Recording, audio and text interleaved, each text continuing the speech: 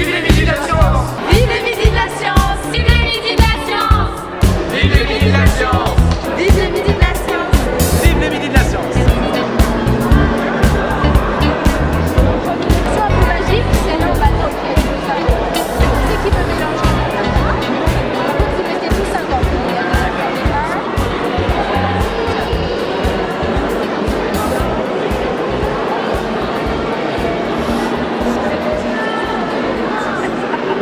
D'abord sur le ciseau, c'est comme ça que fonctionne un paratonnerre. Le paratonnerre va récupérer l'électricité avant de la renvoyer autre part. À un endroit, elle va...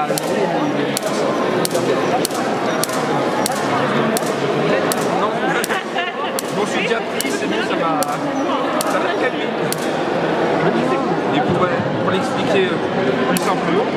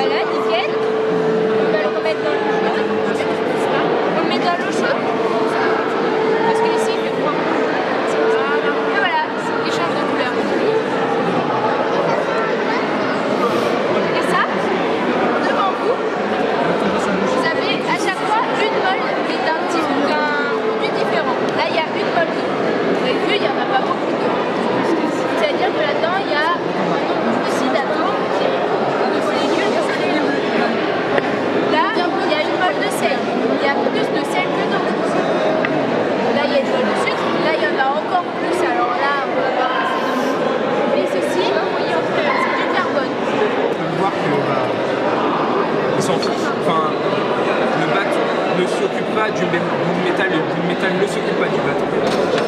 Mais si je le frotte, c'est des poils de chat, ça va faire comme le cuivre tout à l'heure, ça va arracher, ouais c'est des vrais poils de chat, c'est comme ça. Ça va arracher toutes les charges électriques, ce qui fait que ça l'attire. C'est comme quand tu te prends un coup de jus, c'est-à-dire que tu t'es frotté sur quelque chose et que tu vas retoucher quelque chose. C'est exactement pareil. Tu vas servir d'aimant à l'électricité.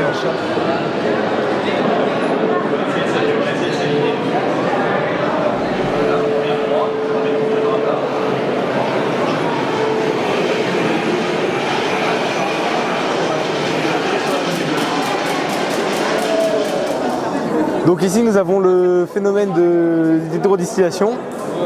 Donc dans le ballon nous avons mis de l'eau et des peaux d'orange. Nous portons l'eau à ébullition pour emporter les molécules odorantes de l'orange. C'est cette particularité de la vapeur d'eau. Nous allons ensuite récupérer la vapeur d'eau avec l'huile essentielle d'orange dans le tube réfrigérant. Donc là ces vapeurs vont se condenser. Et nous récupérons donc le distillat, donc de l'eau et de l'huile essentielle d'orange, sous forme de petites gouttelettes, et nous les récupérons donc ici. Et après, pour former les parfums, on isole l'huile essentielle de l'orange avec un autre processus, et après en mélangeant ces huiles essentielles avec de l'éthanol, on peut ainsi former d'autres parfums. Fais juste un tour pour qu'il soit homogène. Et après tu pars. Allez, pause.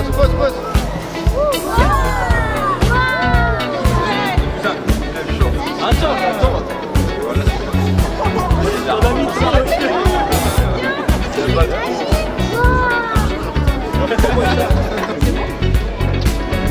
Like the legend of the phoenix,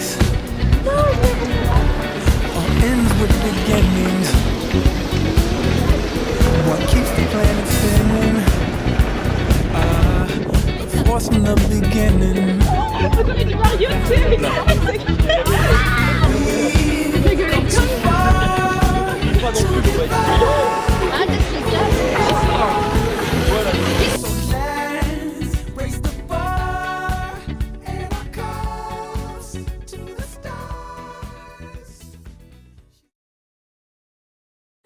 Alors, en 2005, les enseignants de sciences physiques du lycée Fulbert sont partis du constat qu'ils ils ne pouvaient jamais participer à la fête de la science du mois d'octobre et ont donc décidé de faire leur propre fête plutôt au printemps, en fin d'année scolaire. Et ça permettait ainsi de préparer tout au long de l'année des expériences et de les présenter donc en avril.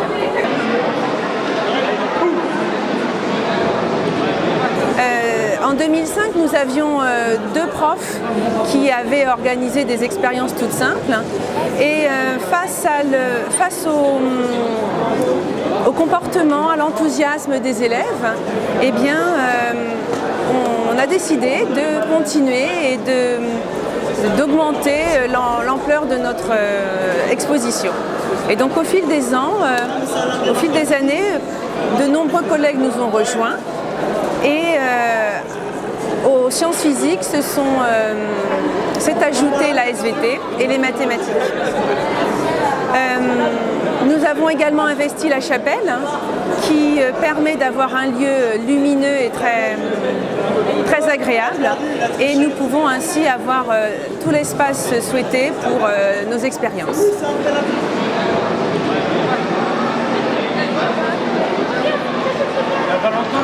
Alors en fait, au début, on avait du mal à avoir du public parce que les lycéens avaient du mal à venir voir leurs camarades. Et donc, pour valoriser le travail de nos élèves, malgré tout, on a invité les collèges voisins du secteur qui ont répondu présents avec enthousiasme et qui depuis sont très fidèles et viennent chaque année. On a également eu l'occasion d'inviter des écoles primaires et on a découvert des élèves certes jeunes, mais particulièrement intéressés et enthousiastes. Voilà. Donc maintenant, nous essayons chaque jour d'avoir des collégiens et des primaires. Et nous avons aussi, depuis de nombreuses années, le soutien et puis la présence de l'IUT de Chartres qui vient toute la semaine nous présenter les travaux des élèves d'IUT. Alors ça peut être un simulateur de vol, ça peut être un kart, ça peut être des drones, voilà. Donc chaque année ils viennent et nous présentent leurs travaux et en même temps ça permet à nos futurs élèves bacheliers de peut-être s'imaginer à l'IUT.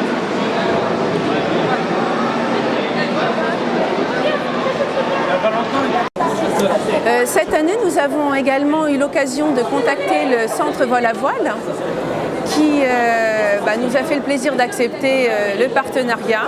Et donc ils sont présents 2 jours. Donc sur l'esplanade, ils exposent un planeur. Et puis ils viennent aussi avec un simulateur pour expliquer les fonctions du vol. Voilà. Et ils vont terminer leur présence ici tout à l'heure par une conférence auprès des élèves de seconde. Ils vont présenter l'ensemble des métiers sur l'aéronautique. Voilà.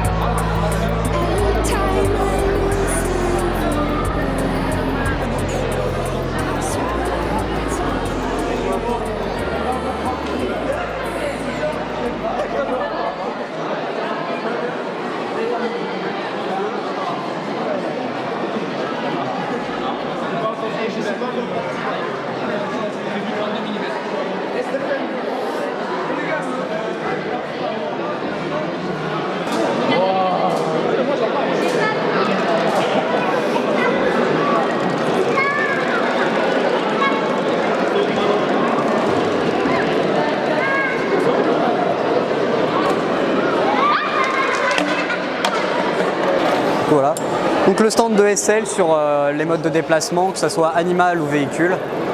Et on propose des expériences, toi je te vois venir, toi. Des expériences sur les modes de déplacement avec des mini-expériences et un petit jeu. Voilà. Donc du coup je m'occupe d'eux. Attends. Vous voulez jouer Vous allez faire un chiffre, d'accord? Expliquez-nous votre expérience, comment faites-vous ces petites billes? On fait ces petites billes à l'aide d'alginate de sodium. On fait tomber une petite goutte dans le Ca2+, et avec la réaction, ça forme une sphère, et comme on a mis du colorant, ça fait des petites billes colorées. Soit une vieille dame, soit une jeune fille. Ça sert à rien de faire la l'envers.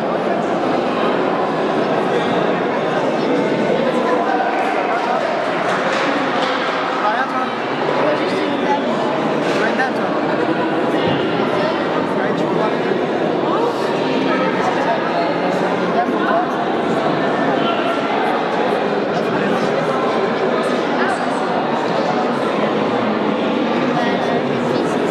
C'est plus dur de trouver la jeune fille parce qu'elle est plus exposition.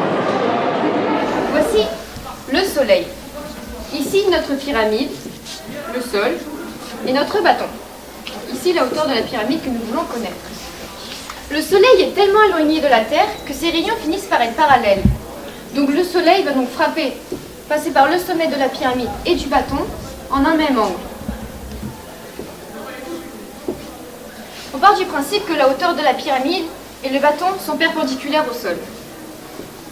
Donc le grand triangle de la pyramide ici et le petit triangle du bâton partagent un même angle ici. On peut donc en conclure que le grand triangle est un agrandissement de coefficient k du petit triangle. Donc soit x, petit x, l'ombre du bâton, petit y, la longueur du bâton. Grand X va être l'ombre de la pyramide et grand Y, la hauteur de la pyramide que nous voulons connaître. Comme les longueurs du grand triangle sont un agrandissement de celle du petit par un coefficient k, cela veut donc dire que l'ombre de la pyramide grand X est égale à l'ombre du bâton petit x multiplié par k. Mais ça veut aussi dire que la hauteur de la pyramide grand Y est égale à la hauteur du bâton petit y multiplié par k. Maintenant, il nous reste à trouver la valeur de k pour pouvoir mesurer la hauteur de la pyramide. On va donc l'isoler en utilisant les équations. On va donc trouver que k est égal à grand X sur petit x, mais que k est également égal à grand Y sur petit y. Donc si on remplace les x par les valeurs, Dans cette formule-là, cela fait 38 sur 10 est égal à 3,4. Pour la hauteur de notre pyramide, on va utiliser cette formule-ci. un petit y fois k, soit 10 fois 3,8, donc bien 38 cm. Le théorème est donc bien démontré. Mais c'est merveilleux!